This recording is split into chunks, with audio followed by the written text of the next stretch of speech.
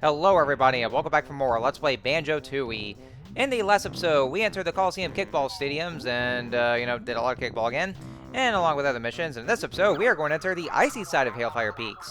Scanners indicate location of kids' evacuation found. Exterior door opening to enable manual viewing. Detecting Earthling crosswind. Be careful. Oh yeah, it's the aliens from Jolly Roger's Lagoon. Kind of forgot about them. Yoicks, I calculate it's a long way down. Huh? What's going on? Keep ship steady. Oh, great, it's malfunctioning again. We just fixed the damn thing. Activate jetpack. Are you gonna use a jetpack? Urgh. Never mind. I'm okay. Wait a minute. No, I'm not. I'm dead. Oh, yeah, he's so totally dead there. Alright, well, that was kind of a bit of a sad start. Well, actually, I don't know what to say about that, though, because I actually fucking hate those guys. I'll get more about that anyway. Alright, so here we have the icy side of Hailfire Peaks, and, well, it's kind of interesting, have the whole concept of fire and ice and all that, so it's a nice little idea here. That switch looks rusty, you'll need more weight. Oh, you want me to put on weight? Okay.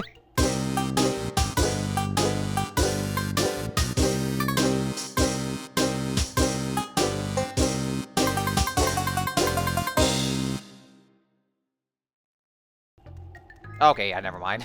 Yeah, we're definitely not going there, so... Anyway, so, yeah, there's actually quite a bit more to do on the icy side of Hailfire Peaks, and, oh, hi. What, Sheik? Fancy trespassing on my glacier without my permission? Boy, are you gonna suffer. Oh, yes, we almost totally forgot there's the other dragon that we have to deal with. Yeah, just like how, there was those fireballs in the fire side, that Chili Billy tried to shoot us.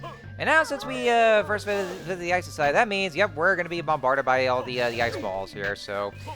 Yep, we got to do something about that first, so, yeah, just, it's, like I said, it's best recommended to just go into the dragon before you do anything else in this side here, so... Anyway, so, yeah, new side, and also some more enemies to go over.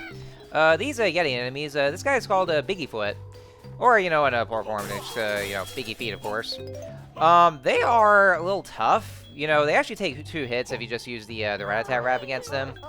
And so these guys are also fast. They will try to go after your ass, and then they'll try to they basically try to kick you. Yeah, that's what they literally do. They try to kick you in the ass, literally. So yeah, just gotta be careful with them. And oh, hello, there's this big guy here with a giant foot. I'm Biggerfoot. I have an enormous foot. That's nice. Yes, it is, isn't it? And if you try to steal my shoes, you'll be seeing it up close. But those shoes won't even fit you. I don't care. You're not having them. Actually, I think these shoes rightfully belong to us and not to you because, like Kazooie said, they don't fit. Oh, wait, I think... yep, just as I expected. Yeah, as soon as you see this guy, then it's, he's gonna get some kind of a pain on his foot here. Yeah, that's gonna hurt. Ooh, my poor enormous foot. Where's the first aid kit? Well, good luck finding the first aid kit all around this glacier, because if there is any. Alright, so now we have access to the claw climber boots that totally fit us here, and, we should need them here. And so that will be our way to get to the top of the mountain, so we can actually deal with the ice dragon. Just got to go with that first. So let's go ahead and do just that right there. And so over there, yeah, we won't get bombarded constantly by those ice balls, so it'll just be, somewhat safer. So anyways, let's get right up there, and then, yep, there's a way to get to the top of the mountain, so, and you're gonna want to use the fire eggs, though, for this one. Well, I mean, obviously not, though, because, that's how the boss fight handles. Although, since Kazooie's a dragon, then we have infinite fire eggs, so that means it's gonna be so much easier for us. I don't know why Patsme decided to wait to just collect the fire eggs, even though I have a full amount of fire eggs in my inventory. But whatevs. Let's go up here, and then let's go ahead and beat the other half of the boss. Chilly Willy, called an Icy Dragon. You must be the pizza delivery boy that beat up my poor brother.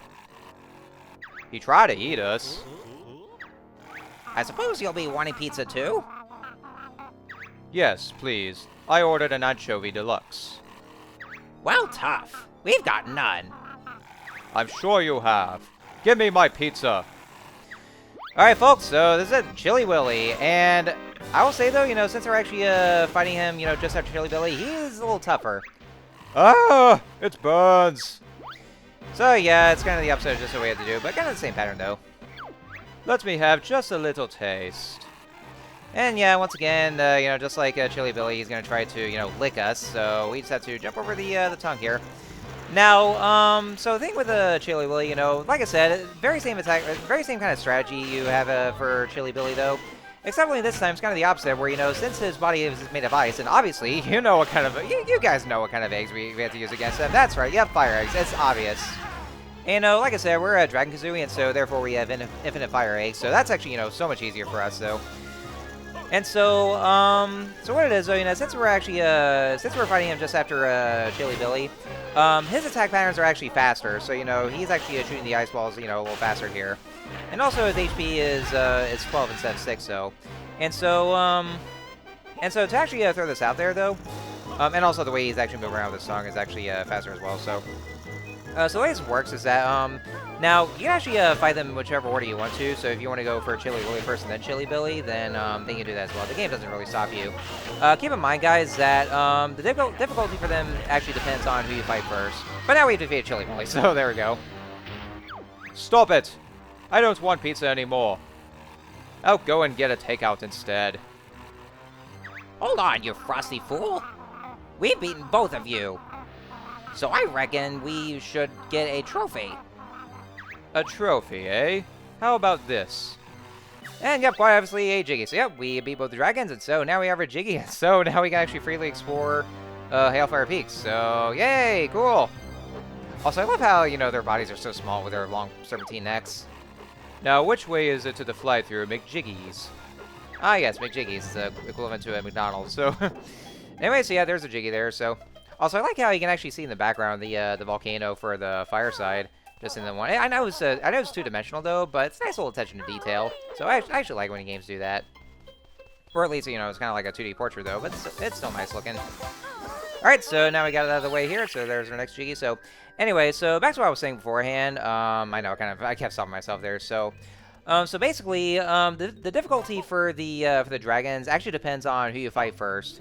So if you decide to go for Chili Willy first, then you know, then his HP will be it'll be just like with a Chili Billy in my playthrough, where you know he'll have a 6 HP and then his attacks will be slower.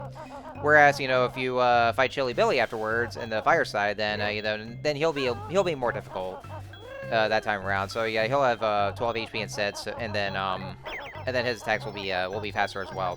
So yeah, it actually all depends on which dragon you fight first. So that's how the difficulty will actually will vary. So you know if you you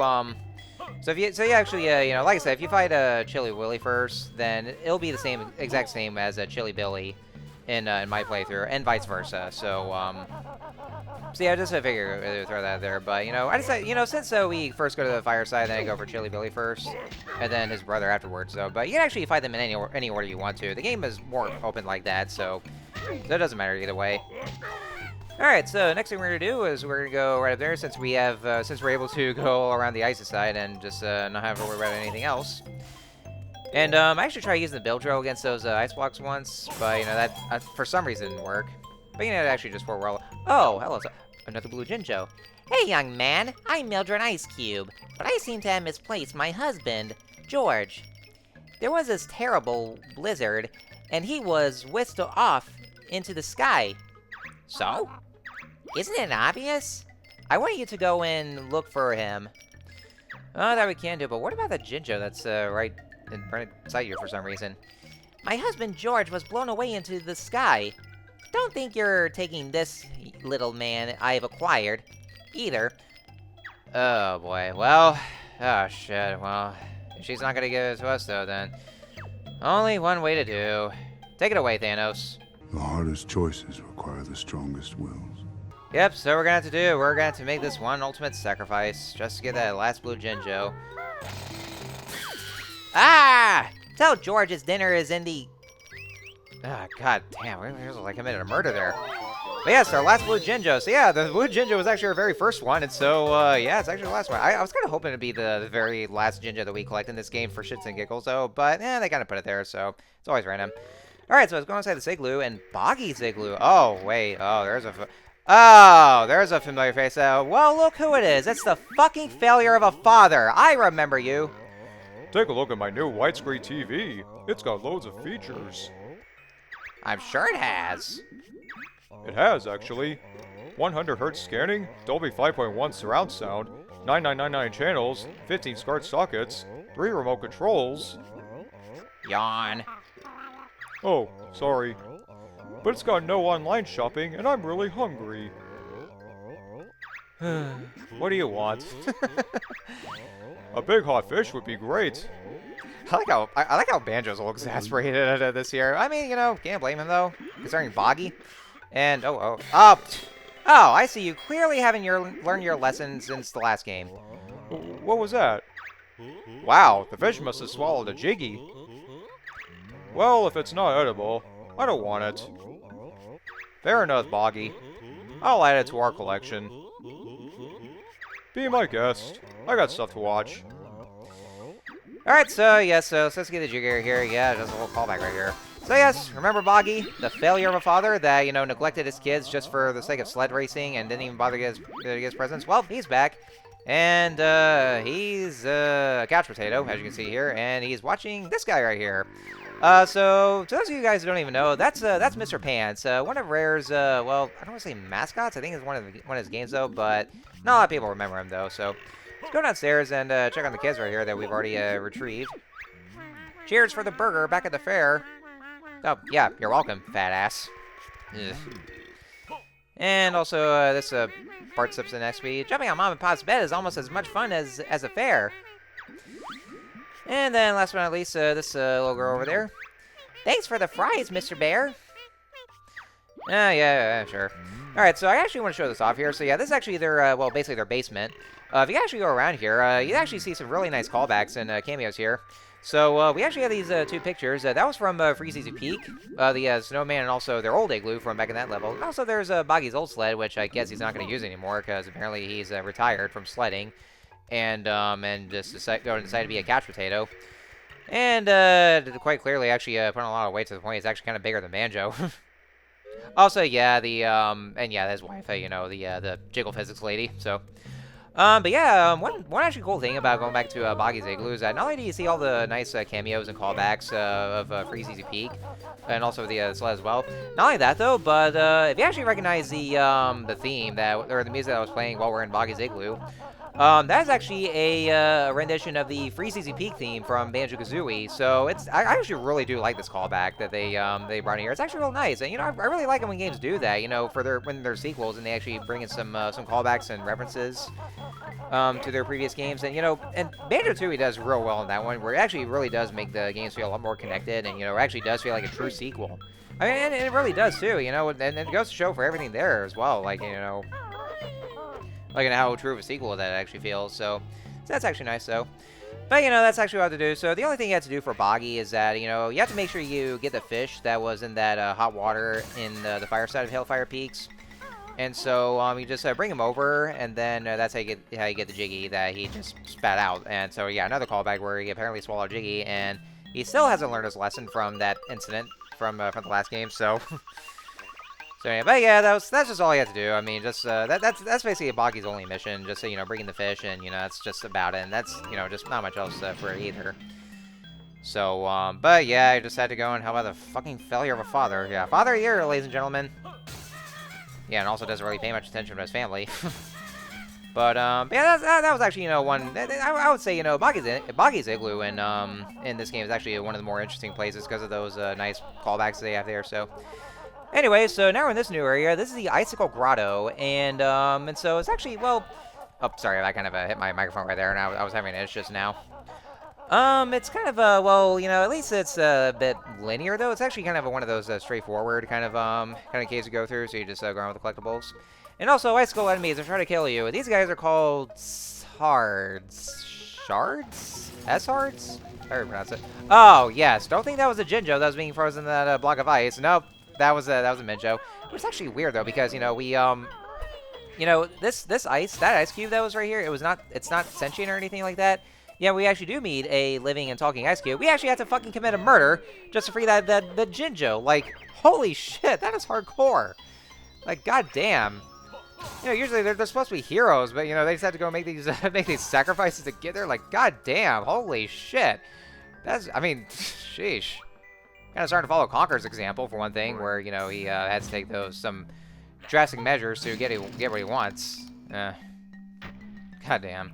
I don't know. Maybe it's supposed to be a reference to that because that was actually, I think this is around the time when you know they were starting to change the kiddie version of Conker to Conker's Bad Fur Day to make it more adult oriented. So so that must be what it is. I don't know. But yeah. Anyway, all those tangents aside there. So yeah, basically all there is, you see these stalactites that you see over there, just shoot the grenades at them, and then they'll just create those platforms, and so you'll be able to hop across them. I will say though that, you know, and for one thing, yeah, there's a split up pad, so we're actually gonna go over there as Kazooie alone because it actually leads over to this one move that's a Kazooie exclusive, and so it's actually probably one of Kazooie's best moves that we'll be seeing there. But yeah, here's the catch though. You have to go across those fallen stalactites and use them as platforms, and this is where I get really nervous with this one here because the platforms are so small, and also because you know, Kazooie is fast as hell, and you know, and like Kazooie's traction isn't all that great per se though. I mean, nowhere near as bad as, like, let's say Luigi. Well, you know how Luigi's usual traction is. She's not very slippery at all, but she is extremely fast, and you really, and you know, she has some like very weird momentum, or you know, you have to make sure, or you know, or precision platforming. I guess what it is, precision platforming is a lot because of how fast she is, and so you have to be really careful as you go across those stalactite platforms because like you could easily just fall down to the bottomless pit, down to that crevice. Now, thankfully though, you actually still respond to where you've split up from the split up pads, and also because, you know, since this game has no life system whatsoever, so at least it's a lot more convenient like that. So maybe you wouldn't have to worry about dying so much though. I mean, that's one thing I'm thankful for in this game though, is that, you know, where you know, unlike Banjo-Kazooie, where you actually fall down to fall to your death, and then you lose life, and you actually start from the beginning. That's one frustrating thing, but Banjo-Tooie thankfully fixes that, you know, where not only, you know, where they remove the whole life system, but if you actually fall to your death, if you actually die somewhere, they actually respawn to where you actually last entered an area. And so they can actually just continue where you left off. So this game is a lot more forgiving because of it here. And that's actually, you know, one great thing about Banjo-Tooie that actually really fixes here and what I love about it. So anyway, so going that aside here, so we just learned another new Kazooie exclusive move. This is called Glide, and Glide is definitely one of Kazooie's best moves. Because, you know, what you do is if you jump and then you press and hold Z, then Kazooie will actually start gliding in the air. So, you know, without having to worry about any flight pads or red feathers to actually be able to use them. Nope, you actually be able to just glide anywhere you want to. And she also has real great altitude as well, because you know, since she's not really carrying Banjo at the moment, then you know, she has a really nice altitude, and you know, she only like very gradually just descends down though, but you know, not near to the extent though. So Glide is such a great move, you know, just being able to just go all around, and you know, anywhere, even with areas that don't have any flight pads, it's so great. Now, granted, though, I mean, it's only if you're just playing as Kazooie alone, but, you know, it's such a great move. It's definitely one of Kazooie's best moves, and, you know, just, it feels a lot more open, it just feels a lot more free because of that, though, and it's really great that, you know, with the characters being able to glide, like, you know, let's say, like, Knuckles, or, like, when you play as Knuckles in the Sonic games, and, you know, he's able to, you know, he's just able to glide and all that, so, you know, that's really, well, only in places or some areas where you actually do play as Knuckles. Well, actually, you know, more so in Sonic Adventure 1, but in Sonic Adventure 2, then, they know only for, Knuckles levels, because, you know, they're all just, like, stage to stage and all that, so. Anyhow, yeah, I guess that's pretty much all there is about here. Oh, also, be careful not to go into the water that's right here, because, yeah, because it's all, like, icy cold, and Banjo will actually just take damage. Very much like the icy cold water in, back in Free CC Peak. Yeah, it's very much like that right here.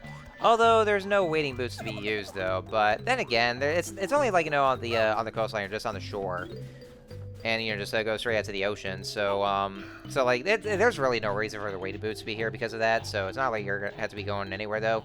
And yeah, there's just that great grab crack that's that you see on the wall. So that's just all there is. So And I guess it's kind of one of those things where, some of the moves that were introduced in Banjo-Kazooie, like, they're a little more underutilized in favor of the new moves, though. Like, occasionally they're still used. Like, I'm bringing the waiting boots, for example, where, they're more underutilized and they only occasionally appear. But, yeah. Anyway, so I'm here on Wumba's Wigwam right now. Now, for one of the signs saying that Volcano of the Fireside, there's supposed to be some sort of link between that and Wumba and Mumbo Jumbo. So now we're on Mumbo's Skull. So yeah, there's a little shortcut to get to Mumbo's Skull. So you just have to shoot the grenade egg over to that crack on the wall.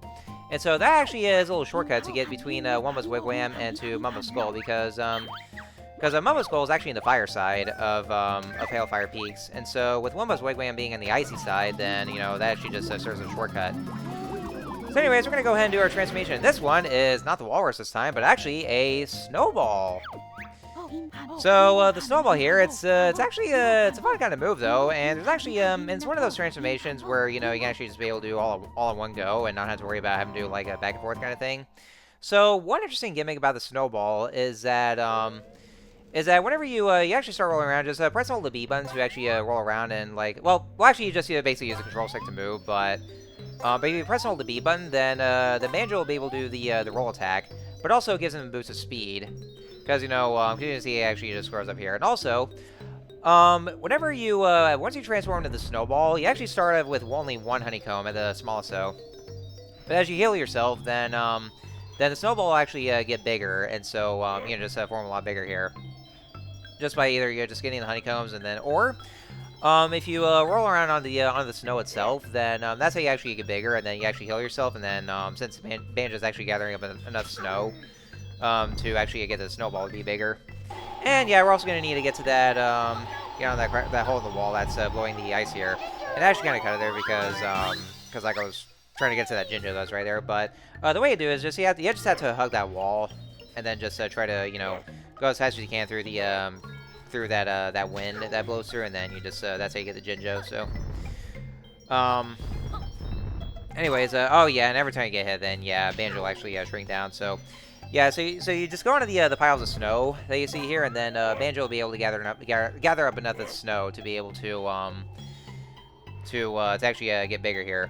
And so because of that, then you'll be able to hit the bigger switches like that train switch right over there, and also that one other switch that's right by the that oil drill plant that we'll get into eventually.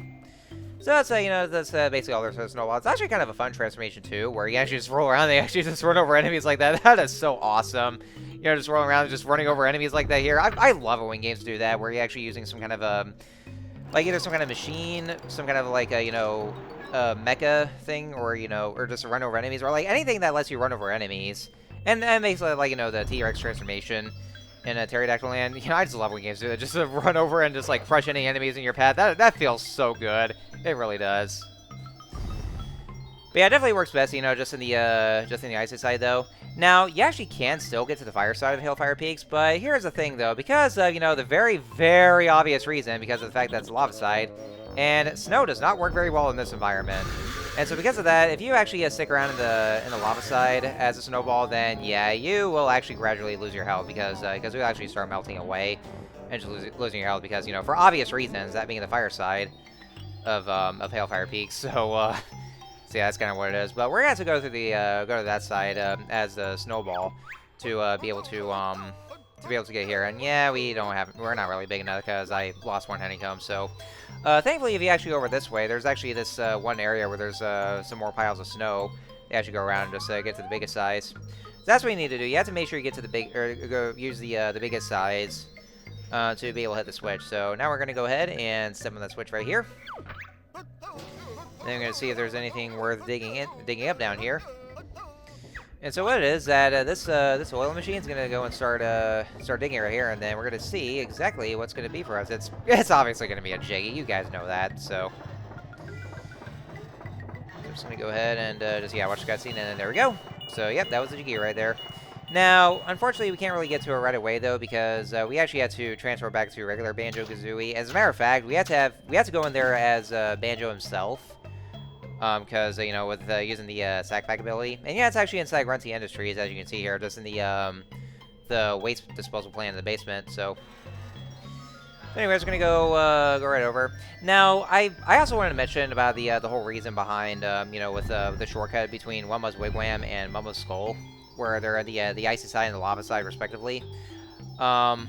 Actually, before I go further, so you actually see that that bonfire that's right next to Wumma's Wigwam. That's actually the whole reason why it's here, because obviously Banjo won't be able to fit inside the tent when it's a bigger snowball. So you had to melt down to the small size until you actually be able to fit inside here, so that we can actually get in there. So that's actually the one catch about it. That's the whole reason why there's that bonfire that's right there. So. Anyways, so yeah, the whole reason behind the shortcut that links over to Wumma's Wigwam and Mumma's Skull, it's because you know, we're definitely gonna need that kind of shortcut for this one mission when we're gonna go and play as Mumbo, because Mumbo actually has, well, he actually has like you know, some different kind of missions to do, and so yeah, we're gonna need him for like you know, those kind of side quests. So that's actually the whole reason why it's kind of a shortcut, because, you know, despite the fact that Momo's Skull is actually in the lava side itself, his own kind of mission, or his objectives, they're actually going to be all taken care of in the icy side. So that's actually the reason why there's that shortcut between Wumma's Wigwam and Momo's Skull. Also, yeah, you can see how that Yeti was just, or the Bigfoot was right after my ass, as you can see here, because, like, you know, they can be very relentless. Like, you know, once they see you, they will just try their very best to pursue you nonstop until they try to get the attack on you. And because Banjo's a little slower, then they're also fast as shit. So yeah, they'll go right after your ass if they ever detect you. So you kind of want to be careful with them. So anyway, so now we're going here as Banjo himself, and so there's our Jiggy right there. Now, even though this Jiggy is actually in Grunty Industries itself, or just a part of it though, that Jiggy actually only counts for the number of Jiggies in Hailfire Peak. So it's not going to count for Grunty Industries though. That's just for Hailfire Peaks. So a little weird like that though, but that's, you know, that's only because that's actually where the where that oil drill is actually located.